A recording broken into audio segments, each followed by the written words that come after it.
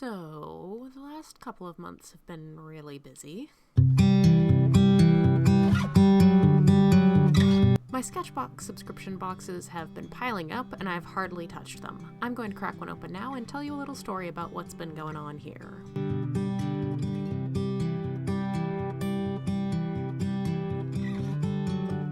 I always have a lot on my plate, or as a friend more accurately phrased it, I always have several very full plates that I'm balancing at once. I currently have 2 comic projects running at once with Age of Night, and I am the first. Drawing 2 comics at the same time is a lot of work, actually, but I'm really loving it. I also have a steady stream of freelance and commissions, so there's the professional plate full up.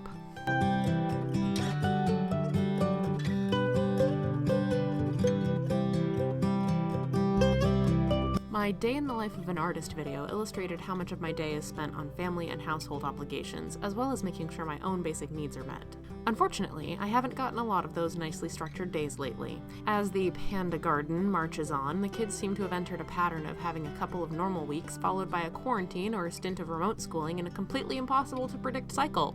This really eats into my studio time, and I get farther and farther behind.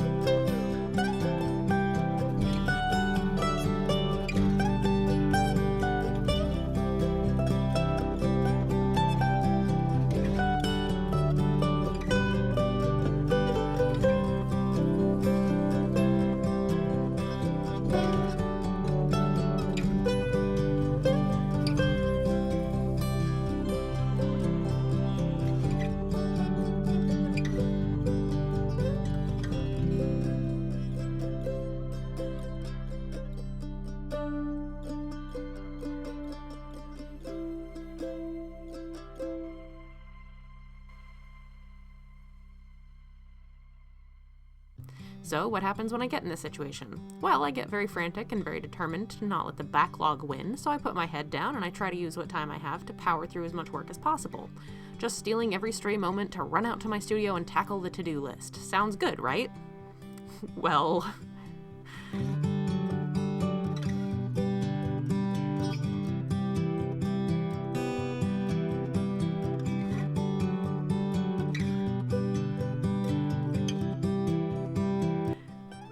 The problem with making something you love, like art, into your career is that you spend all your time doing it feeling like you have to. You have to get this done by Wednesday. You have to make it so your client approves it. You have to get it right and do it fast. You can still really enjoy the work, and I do, but even on days that you don't feel like it or on projects that you're not thrilled with, you still have to show up and keep pressing on. And if you have too many of those days, or those projects, or you're just generally stressed and harried because of everything going on outside of work, the joy and the enthusiasm slowly starts to drain out of you.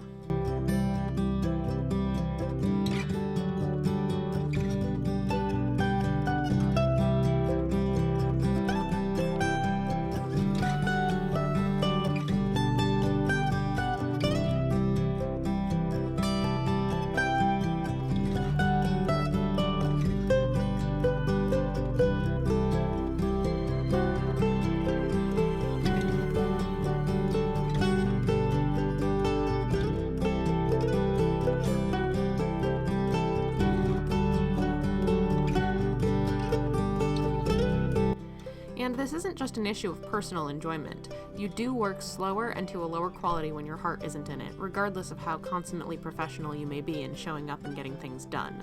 The thing that really helps with feeling so creatively drained by your work is to take some time to play.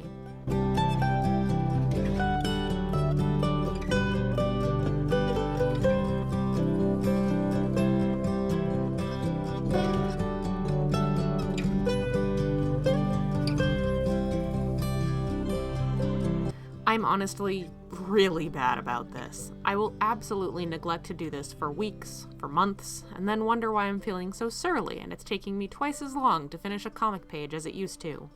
So I took a little time and just played.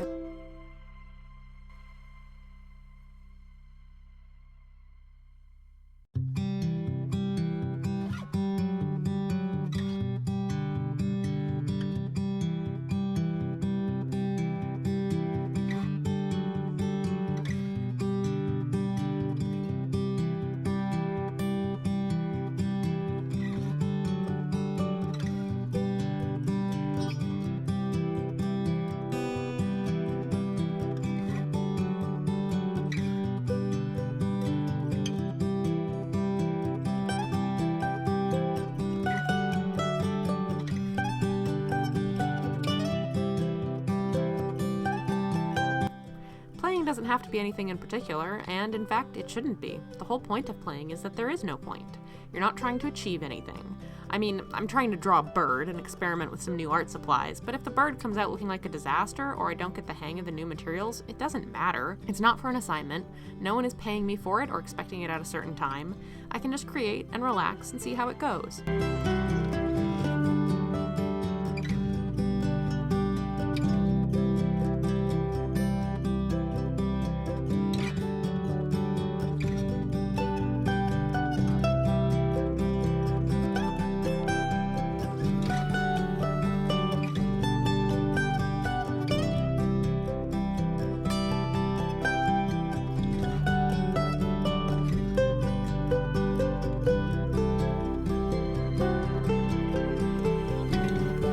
It doesn't have to take a lot of time either. I spent a grand total of less than an hour on this, including messing with my cameras and lights and opening up all the packaging.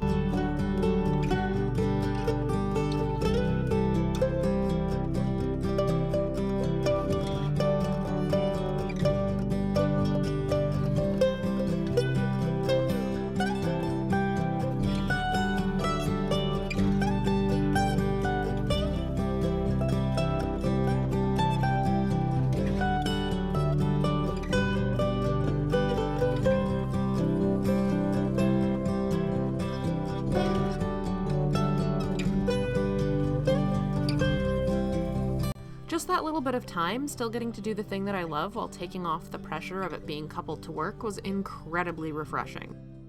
I could jump back into my comic pages and actually feel enthusiastic and ready again.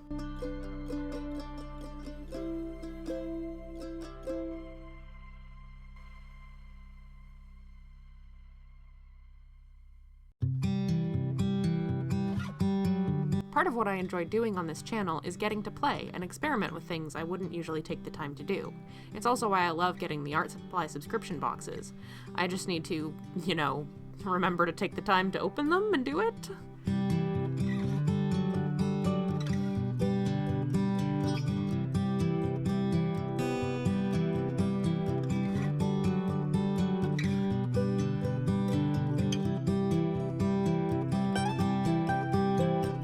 I'm gonna put my little bird here over my desk to remind me to make some time to play.